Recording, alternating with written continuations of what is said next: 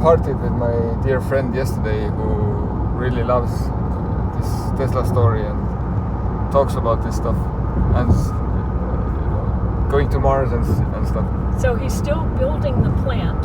So this is where the cars come out. So the first part is the factory.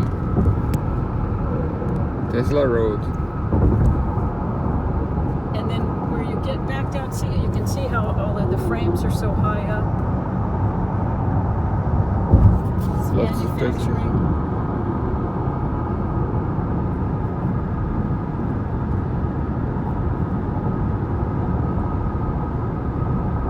This is huge. Yeah, it's very huge. There's so much cement there.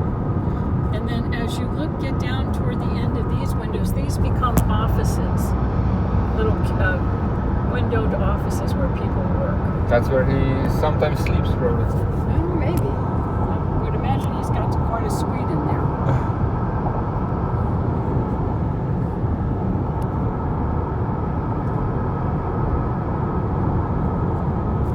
So it's a brand new Yeah, factory. brand new in there. It has its own little exit off the freeway now, the Tesla Road.